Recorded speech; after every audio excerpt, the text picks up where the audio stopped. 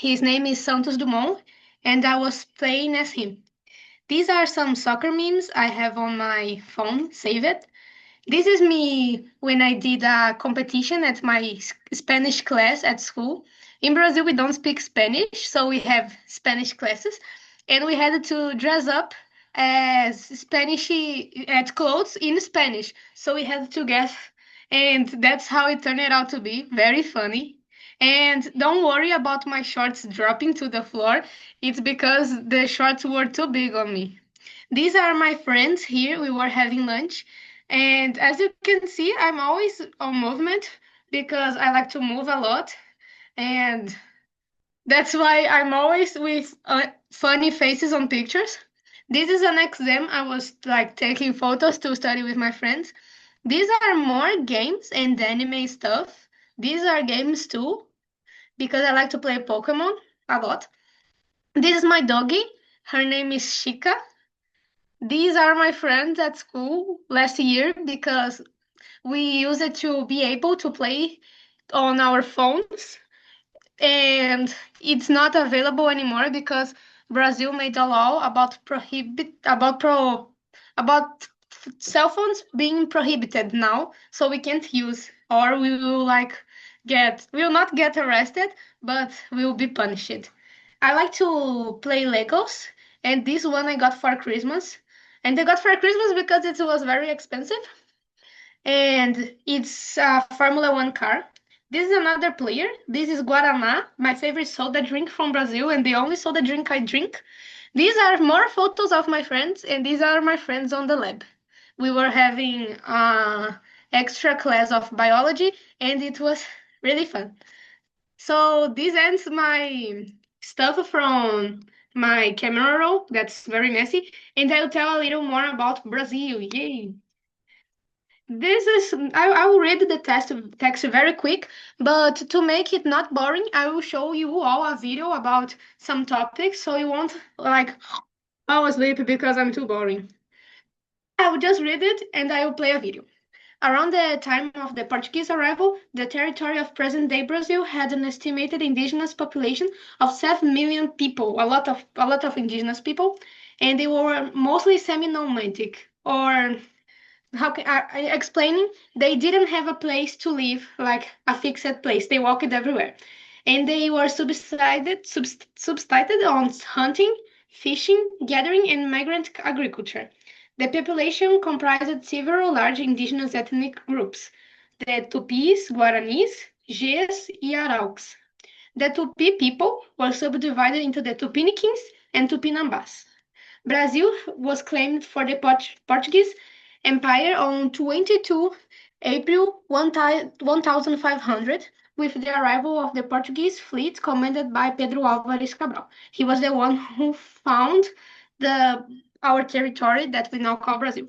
The Portuguese encountered indigenous people that were divided into several ethnic societies, most of whom spoke languages of the Tupi-Guarani family and fought among themselves. Like they weren't friends, so they was like, no, no, no, I'm the best indigenous ethnic group, and you're the worst. Ha ha ha. Like this.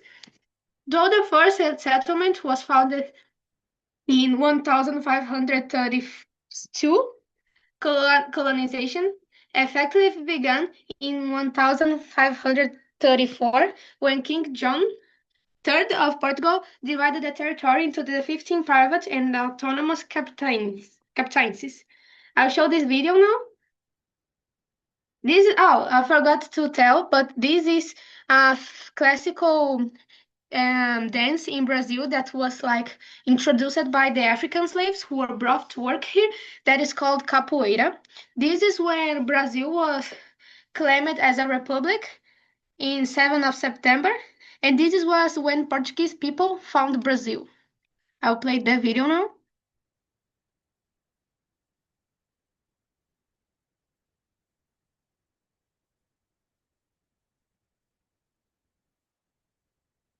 Can you hear it? No. Can you hear it? No, no. Oh, I think just wait a moment. I have to settle this then. Yeah, you need to share the screen again. Yeah. Yeah.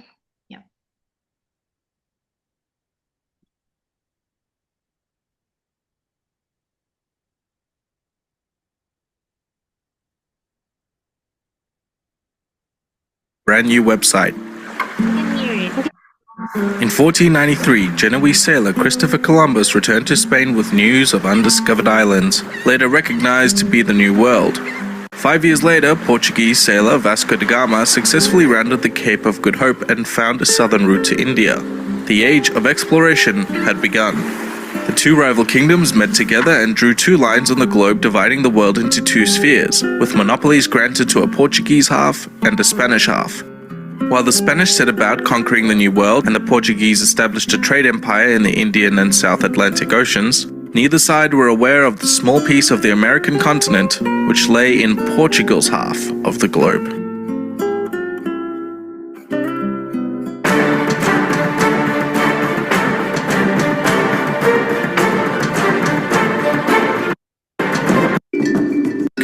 Who had migrated from the north either by land or by shallow coastal sailing. We aren't entirely sure. These early migrants lived in harsh conditions in the most diverse bioecosystem in the world. These native groups subsisted mostly on agriculture, but there were some hunter-gatherer communities as well. And before you ask in the comments, yes, there were some cannibals. Most of these tribes lived on the coast and were broadly categorized into Tupi and Tapawea, although the diversity did not make too much of an impression on the Europeans. Here to help me out with early Brazil is Joe from the channel Jabsy. Upon Vasco da Gama's successful return from rounding the African continent in 1499, the Portuguese decided to begin trade in the Indian Ocean. Pedro Alvarez Cabral left the following year for India. Getting blown wildly off course during his southward voyage, he sighted land on the 22nd of April 1500, and a few days later landed at Porto Seguro. They named the locals they met as Indians, just like the inhabitants of the West Indies. But although nearly 95 times its size, Brazil's population was just short of Portugal's at just under 3 million. This land was east of the Tordesillas line, and so was declared for Portugal. The locals traded with the Portuguese for pau-brasil, a wood with a red dye used in Europe. But the trade post was seen as largely inferior to the colonies in Africa and India. However, when the French began importing Brazil wood themselves, Portugal made a more concerted effort to settle in the area. And for the second part of this collaboration, visit my channel at Jabsy with the link on screen or in the description box below. Early Brazil was divided into 15 colonies and granted to wealthy Portuguese elites. The only successful one, however, was São Vicente Island, which made a moderate profit buying native slaves. So the failing colonies were returned to the Portuguese crown in 1549 and a governor was appointed. Merchants and missionaries were the first to settle. They built a capital city, Salvador, and began trading in the Todos os Santos Bay, mostly in the new cash crop, sugar. To help promote the economy, a group called Bandeirantes was sent to explore the land for minerals and slaves, which increased settlement for the export economy. Slaves became more valuable as natives died from European diseases in large numbers. Missionaries were also very active at this time, mostly Catholic Jesuits who founded the city of Sao Paulo as a missionary school just a few kilometers inland from São Vicente. Another bay, Port January, was established as a French colony called Vilcanhon Island, before the Portuguese kicked them out and renamed it São Sebastião do Rio de I live here just to I wasn't living in this time, of course, because I wasn't alive. But it's just to clarify that I live on the city. Janeiro. When Portugal got busy during a succession crisis in Europe, the newly independent Dutch Republic very briefly swooped in and took over large parts of the colony. It didn't last long, but it did inspire them to put more resources into settling Dutch Guiana. The Atlantic slave trade was kicked off by the Portuguese, buying them on the coast of Africa and importing them to Brazil, where they were sold to plantation owners. More than 40% of all African slaves were imported to Brazil. For comparison, just under 5% were imported to the United States. Brazil grew rapidly during the 1600s, creating new export markets for native plants as well as new plantation commodities like tobacco. The system was held together by the Royal Fifth, when 20% of all minerals, crops and other products went directly to the Portuguese crown, accelerating the establishing of public offices like tax collectors, accountants and governors. When gold was discovered in the 1700s, the slavery economy boomed, and exploration of the interior was accelerated to look for new minerals. They opened up new markets to trade with the Spanish Empire in the Rio de la Plata, but when this area became overrun with pirates and smugglers, the Spanish and the Portuguese met to establish a shared border control in 1750. Brazilian culture was becoming increasingly more diverse. Europeans, Indians, and slaves met to form mixed-race groups called pardos, such as the mulattos, cafuzos, and mestizos, with countless numbers of Creoles and ethnic identities. Brazil was to become much more important to the Portuguese crown in the 1800s, thanks in large part to Napoleon. When the Iberian Peninsula was invaded and occupied, the royal family legged it to Rio, where they set up the government during the war. After returning to Lisbon, the king's son, Prince Regent João, declared Brazil independent and crowned himself emperor. A brief independence war ensued where the Portuguese found themselves battling not only the Brazilian army, but also thousands of civilian militia. Sounding familiar? The Empire of Brazil, however, failed to enact the changes that the wealthy landowners and the liberal elites had overthrown the Portuguese for in the first place. And so the nation was plagued by socialist insurgencies, slave rebellions, and even a republican movement in the Rio Grande do Sul, supported by the Italian nationalist Giuseppe Garibaldi. They spent thousands on wars with the newly independent South American nations as well. Investment in Brazil showed no signs of slowing down. Coffee, which grew extremely well in the Brazilian climate, became the new cash crop, as well as markets in timber and rubber. Eventually, the rate of immigration to Brazil was so high that it obviated the need for slaves, and the practice was ended in 1888. The empire came to an end inspired by the ideals of republicanism and the Enlightenment, and soon a military coup placed Deodoro de Fonseca as the country's first president, the United States of Brazil. Jabzi, whom I collaborated with on this project, covered over on his channel the Vargas era as well as the millennium done here. Brazil is not a simple nation. It is full of social struggles, an amazing triumph of nationalism, a complex political structure, and a nation at the top of the ladder of the world's most popular game, football. Your website need not be complicated. Squarespace makes building a website immensely easy with easy-to-use tools, simple design. That's it for this video. And I will continue about my presentation. Oh no, I don't want to share. Yes. Now about food. I really like Brazilian food, and I think it's the best of the world. It's not just, I think it just loses for the best food on the world, that is kimbap. Like the best food I could eat every day, and I would die very happy.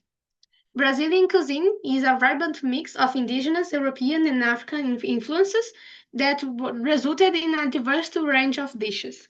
Some popular and iconic dishes include feijoada, a stew of black beans and various meats that if you eat a lot, you get a tummy ache and you probably poop a lot after eating, because that's what happens with everyone. And another popular food is moqueca, it's a seafood stew, churrasco, that is Brazilian barbecue mostly, and pão de queijo, that is cheese bread. I don't have like a video about food because there is a lot of food depending on the region. So let's just skip to the next topic. Soccer, my favorite sport on the world. And Brazil is the most successful national team in the FIFA World Cup, being crowned winner 5 times, as you can see there. And what we call our team, that we call Seleção, has the best overall performance in the World Cup competition, both in proportional and absolute terms, with a record of 76 victories in 114 matches played. As you can see, the numbers, we are one of the greatest of the world. Sorry. And I will show you one of the most popular videos of a Brazilian goal that was recent on the last World Cup.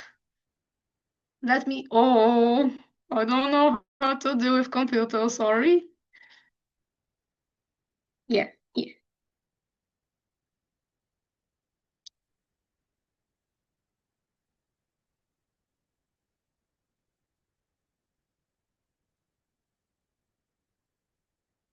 Let's just wait for the internet.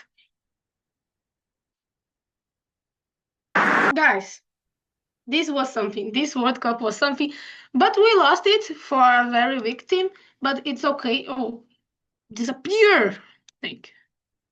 But it was a very good game. I still remember that Brazil played against South Korea, and I was like at school, and we were all watching the game. And every time Korea made a good pass, we were like, no, no, because we really wanted to win. But the Korean team and the Brazilian team are very friends, so it's okay. They exchanged shirts after the game. And if you don't know, this is a friendly gesture of soccer players. And I hope you all know that I love Korean team too. Carnival! I don't know if you can see me dancing, but I will dance again. I hope you like my little dance. And I will talk about Brazilian Carnival. There is an annual festival held before Lent, typically in February or early March. It's renowned for its vibrant street parties, elaborate samba schools, parades in dedicated venues, like the Sambodrome that I can go walking because it's near my house, and the joyous celebrations of Brazilian culture. A lot of tourists come to Brazil on Carnival time because they want to see the parade. The festival is a blend of European traditions and African influence, and particularly samba music and dance. I'll show you this year was very amazing. The one that I will put the video. I just have to learn how to use. Copy and paste here.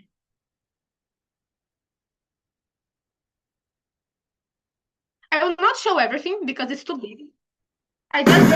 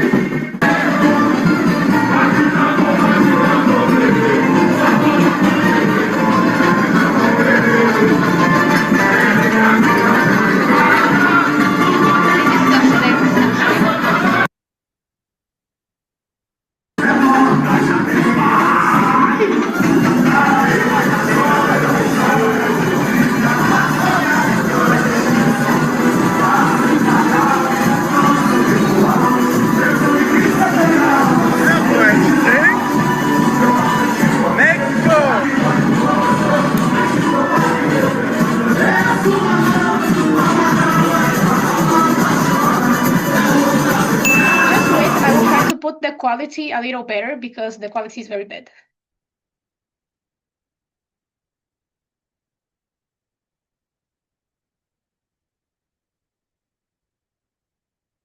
If we can't, it will be a shame because we need to see it in quality and the internet is not very good here. Here.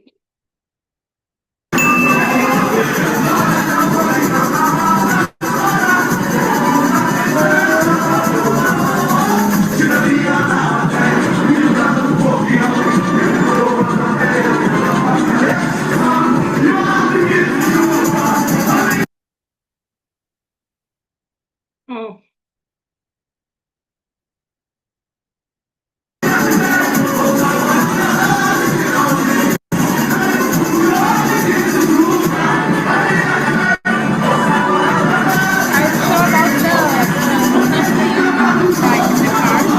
Because you can already see the dancing or the cards.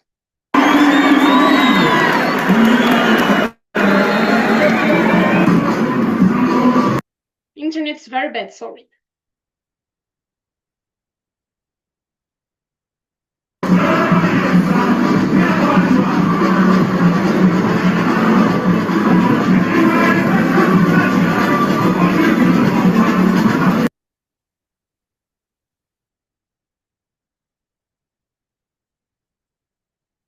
I'll just put the quality a little lower so you can try to see it without lagging all the time.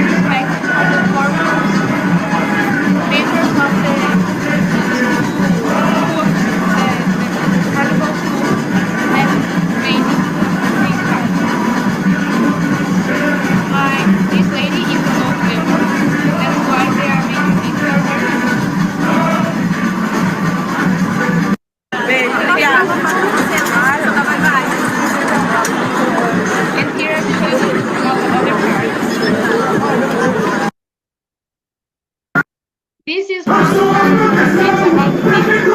indigenous creatures, and they are showing their respect towards the indigenous culture. Look at the car!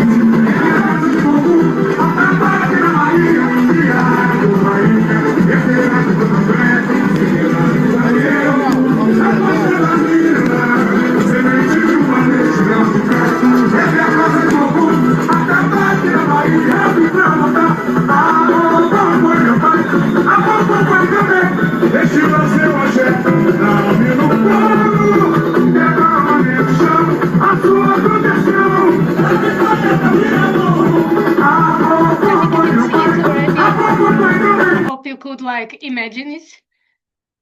Imagine no, because you are seeing the image, right? And I'll talk now about the Amazon rainforest.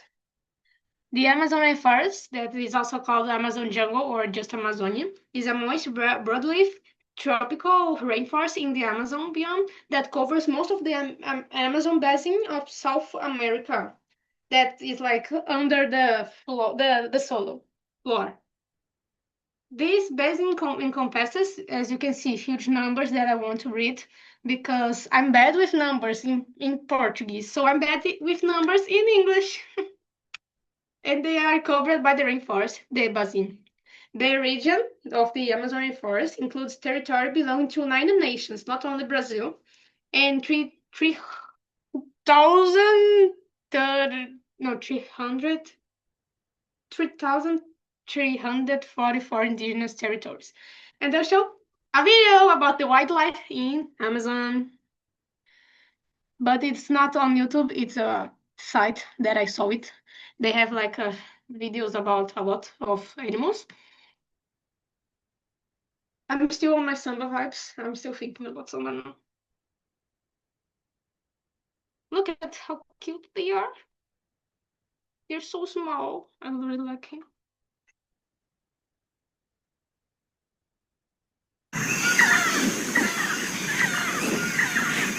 It's an old video, but you can see more. Capybara, we love them. I love capybara.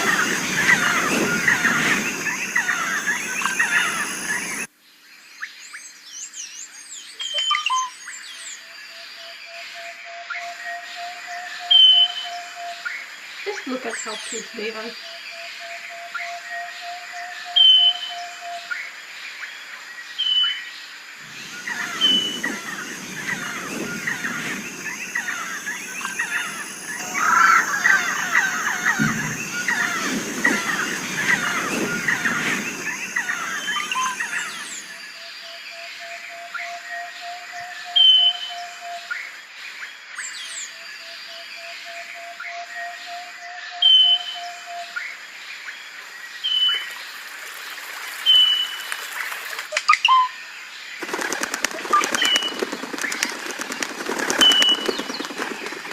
That's it, guys.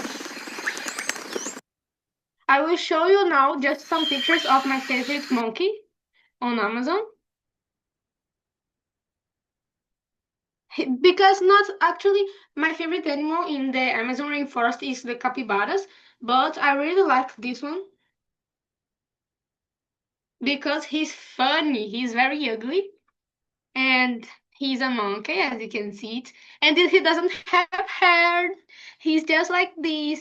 He has a red face and bald, like he's bald. His name is literally bald, and then it's his species.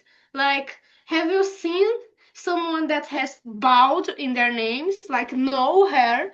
That's why I think he's very funny, and he looks scary. He can walk, he can like monkeys walk like this, but he can walk like this, like us, And if I saw one of them on my street, I think I would be very, very scared. I would poop or piss my pants because he looks scary.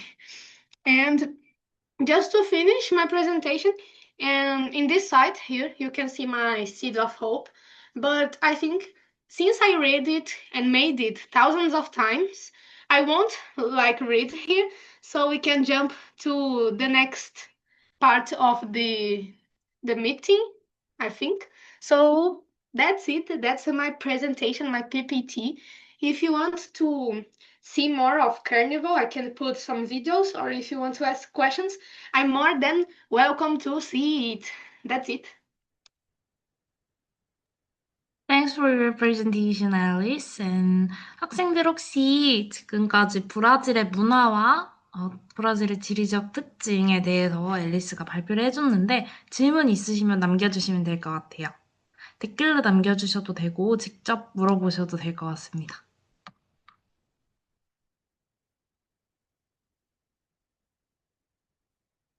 So Alice, please wait for a minute. They can make questions about your presentation, okay?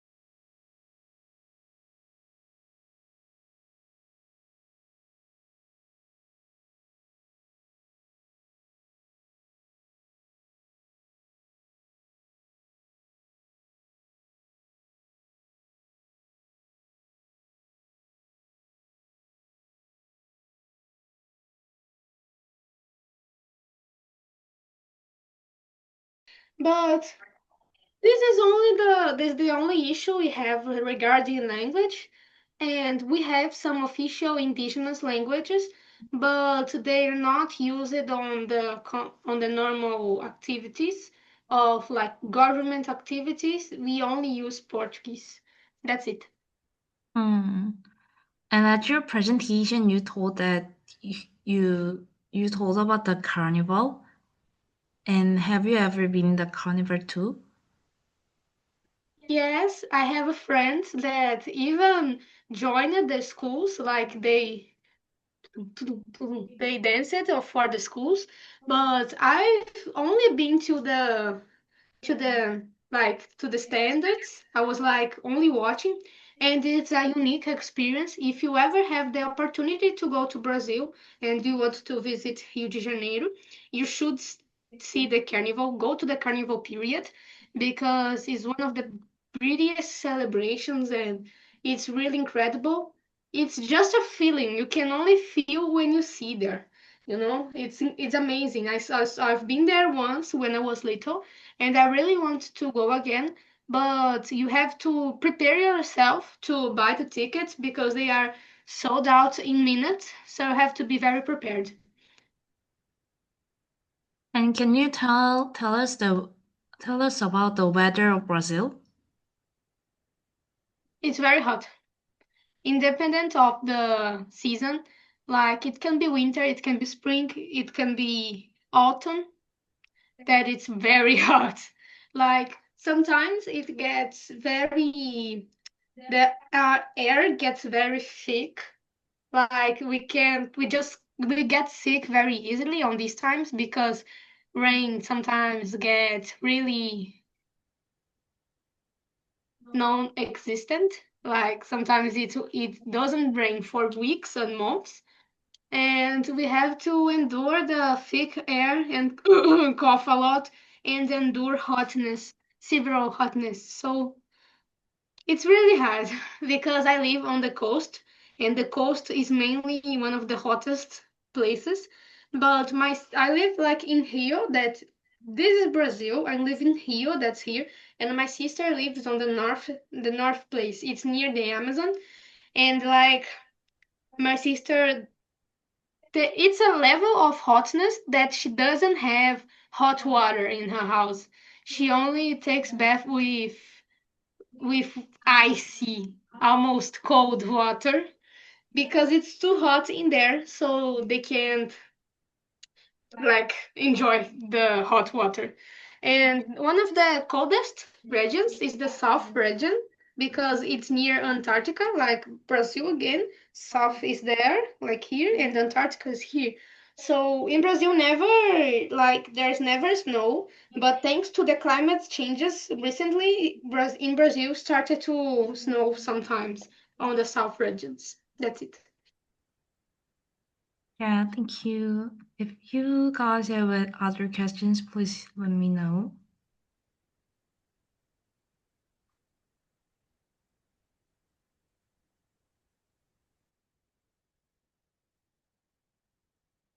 And I think show them your SOH is a good idea because they don't know the SOH program well. So how about show them the SOH program?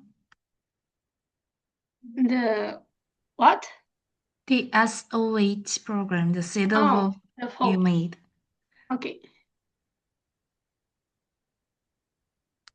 I have a video. You want me to show the video? Yeah. Or I can present here now, but I think the video would be better. I will share screen here. It's a 11-minute presentation, so can I play it? Everything? Maybe just for a few points that you think is important. Okay.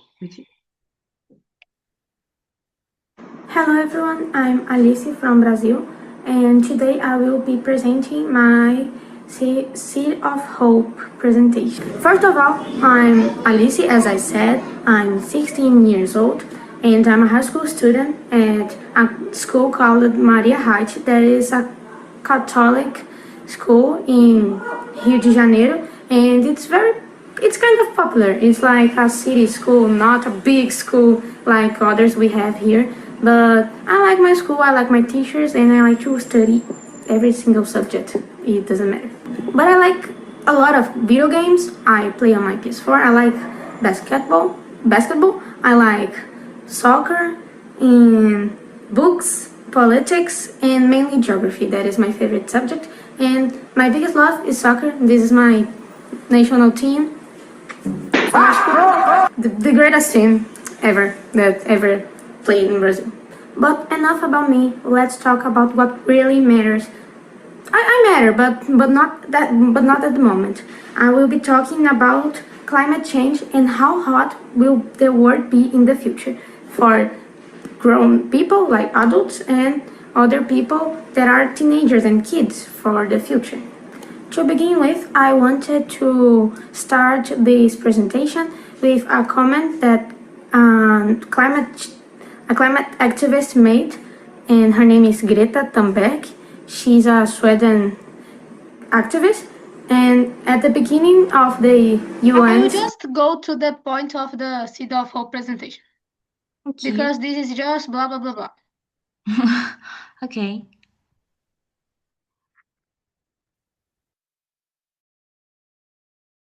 And why do I care about the environment? Well, I think it's more than obvious that you should take care of the future generations and my own generation. And I worry a lot about the current situation in the world. Biodiversity. If you don't know, we have the Amazon forest that has one of the biggest rivers and biggest type of animals, plants. You can find this only in Brazil.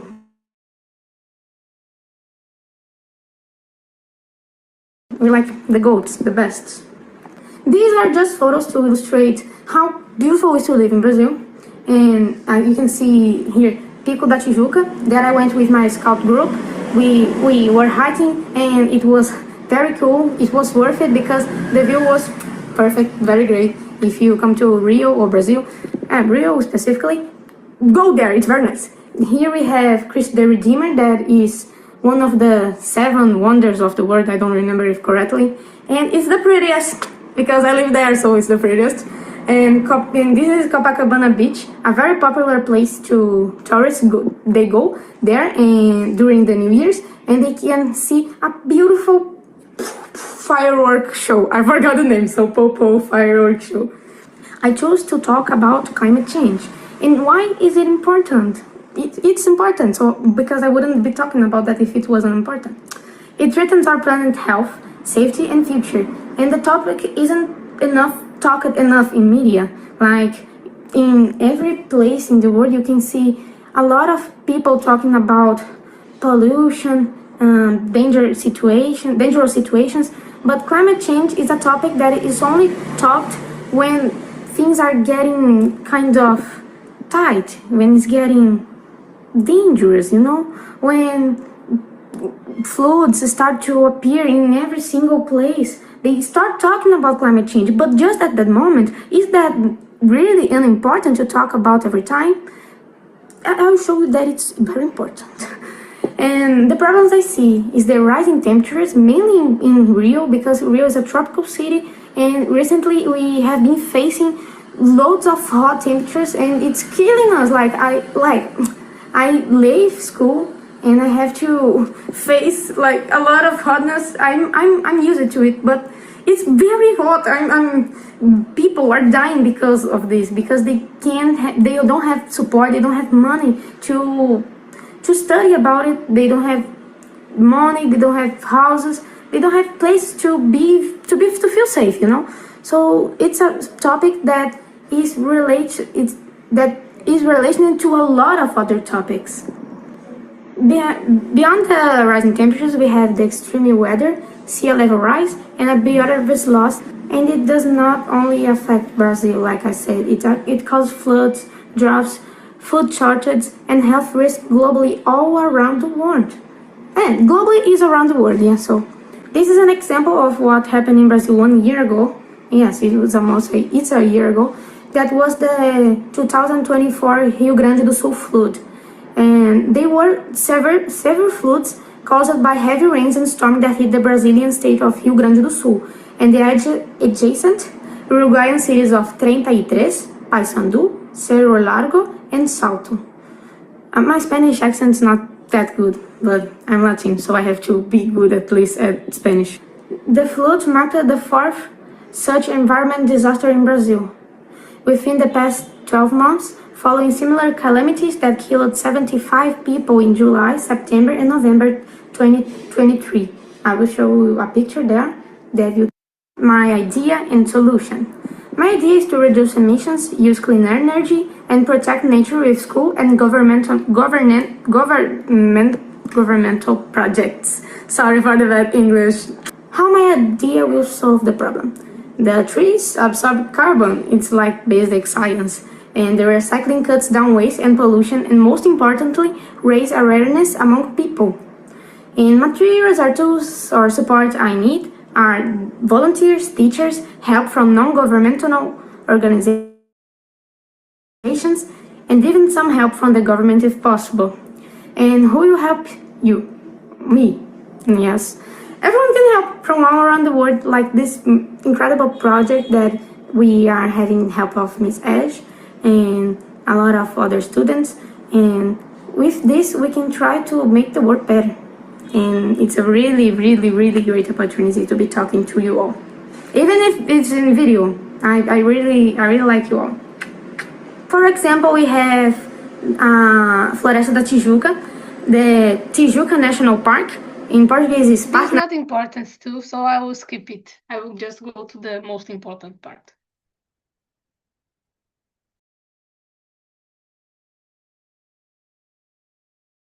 My idea working in real life. The city runs a climate action week or day each month with cleanup events, workshops, and energy saving challenges involving everyone. And I will give an example or scenario that already exists, but it's very worth to talk about it again. An example for it is the Earth Hour, an event that is held annually, encouraging the individuals and communities and business to give an hour for the Earth to rest. And how will this make a difference? Because we are individuals, it won't make a difference.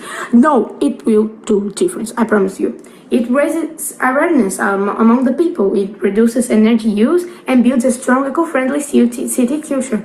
And that is the most important part. You have to do your part, and in do so, you people close to you and people that are not close to you, people around the city, to do good, to raise awareness and help each other and help mainly the world that needs us right now. Well, this is a goodbye farewell. I wanted to make. That's it. That's the video I have to show you. And this is my state of hope presentation.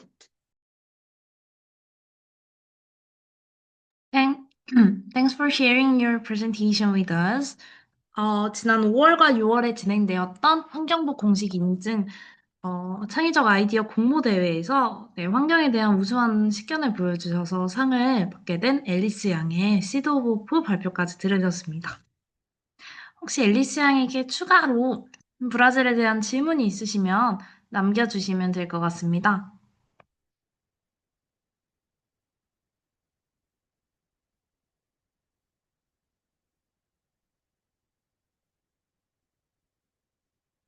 네, 그러면 1분 정도, 2분 정도 기다려보고 질문 없으시면 다음 프로그램으로 넘어가도록 하겠습니다.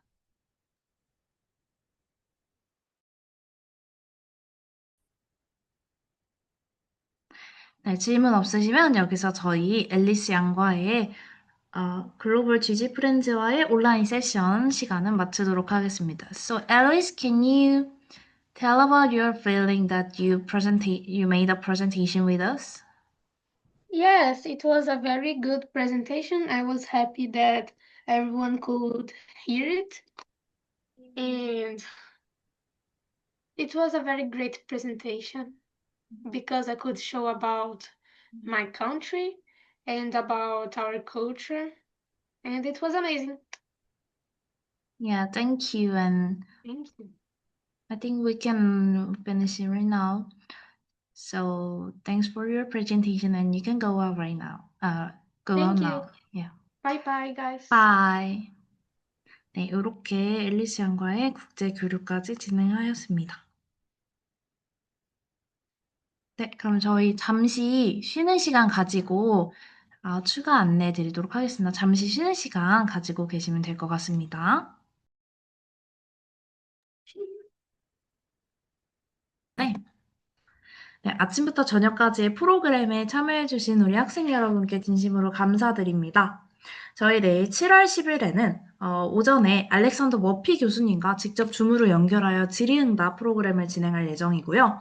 정운찬 전 국무총리님의 강의 참고 자료를 소개하고 뉴질랜드의 학생과 연결한 후에 한 아프리카 재단 소개가 이어질 예정입니다. 오후에는 지도책 읽기 사전교육과 루안다, 아제르바이잔, 그리고 인도네시아의 국제교류가 진행될 예정이니 많은 참고 부탁드립니다. 네, 그럼 여기서 저희 7월 9일 제 1차 서머스쿨의 첫 번째 프로그램 모두 마치도록 하겠습니다. 참여해주셔서 정말 감사드립니다.